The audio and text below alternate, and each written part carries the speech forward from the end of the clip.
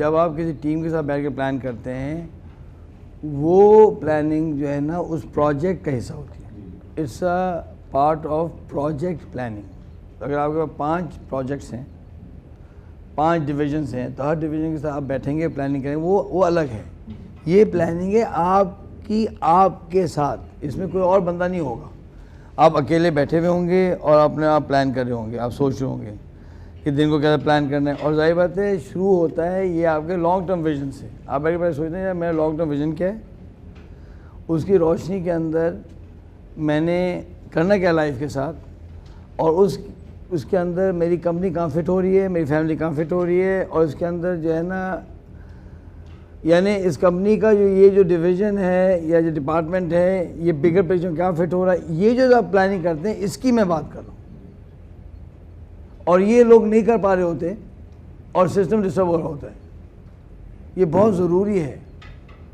آپ اپنا محاسبہ کرتے ہیں یا میں کہاں جا رہا ہوں, what am I doing actually. اب ایک بہت بڑے عالم دین میرے پاس آئے ہیں کوچنگ میں, انہوں نے کہا کہ میرا ٹائم مینجمنٹ بڑا مسئلہ ہے. جب میں نے ان کا پورا سسٹم دیکھا تو پتہ چلا کہ وہ تو ٹائم اچھا مینیج کرتے ہیں.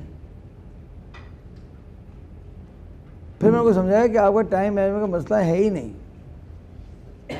آپ کا مسئلہ یہ ہے کہ آپ نے یہ سوچا ہوا نہیں ہے کہ 100 سال بعد آپ امپیکٹ کیا کریٹ کرنا چاہتے ہیں دنیا میں, یہ آپ نے سوچا نہیں ہے. جس کی وجہ سے آپ کیا کر رہے ہیں کہ آپ کو بہت ساری چیزیں امپورٹنٹ نظر آ رہی ہیں جبکہ بہت سی چیزیں امپورٹنٹ نہیں ہیں آپ کے لیے. آپ 100 سال کے بعد جو دیکھنا چاہتے ہیں نا اس کا کام نہیں کر رہے ہیں. کہ نہیں میرا ویژن تو کلیئر ہے. میں نے کہا ویژن کا کلیئر ہونا اور اس کا کانکریٹ ہونے میں فرق ہوتا ہے. کلیئر کا مطلب یہ ہے کہ آپ کو پتہ کیا کرنا ہے, کیا وہ کانکریٹ ہے کہ 100 سال کے بعد اتنے انسٹیٹیوشن میں بنا چکا ہوں گا, اتنے لوگ ٹرین کر چکا ہوں گا اور یہ کام ہو رہا ہوگا. یہ تو کانکریٹنس ہے, کانکریٹنس تو ہے ہی نہیں. تو میں نے کہا بھائی آپ اپنی ٹیم کے لیے مجھے بلا لیں. تو انہوں نے کہا کہ یار سنیں, میں نہیں ایسا نہیں کریں. آپ ایک کام کریں کہ اس سے پہلے کہ میں آپ کو بلاؤں نا اپنی ٹیم کی پوری پروسیس کرنے کے لیے, پہلے نا آپ میرے ساتھ الگ سے بیٹھیں, پہلے میری بات پوری سنیں. تو کہنے لگے کہ جی میں اعتکاف کرتا ہوں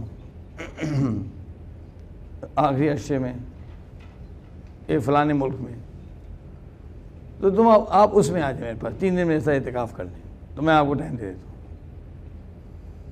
تو میں نے کہا اچھا, اب میں سوچ رہا ہوں تو کر لوں. اب سمجھیں مسئلہ ٹائم مینجمنٹ کا نہیں ہے ان کے لیے, he is very good in time management. مسئلہ یہ کہ he does not know exactly کہ میری پرائرٹائزیشنز کیا ہیں.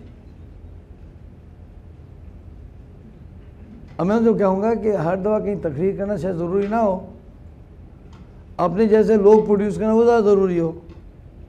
اب وہاں ٹائم لگائے نا.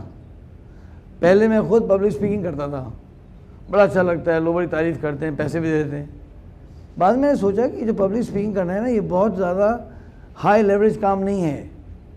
ہائی لیوریج کام جو ہے نا یہ ٹریننگز کروانا ہے. ہائی لیوریج کام جو ہے نا کوچنگ کرنا ہے. اس لیے میں پبلک اسپیکنگ نہیں کرتا. آتی رہتی انویٹیشن, نہیں بھائی نہیں اور کسی کو بلا لیں, اس لیے وہ اس کا کوئی امپیکٹ نہیں ہے نا اتنا زیادہ. اب یہاں ہم لوگ بیٹھے ہوئے ہیں, یہ زیادہ امپورٹنٹ, اب یہ ریکارڈنگ ہو رہی ہے, یہ زیادہ امپیکٹفل کام ہے. یہ ریکارڈنگ جب اویلیبل ہو جائے گی تو ہزاروں لوگ دیکھ سکیں گے نا.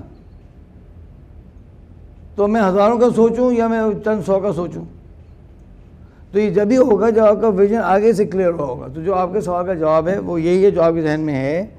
Project planning is separate, is planning for your self. آپ سوچتے ہیں یار میں کہاں جا رہا ہوں,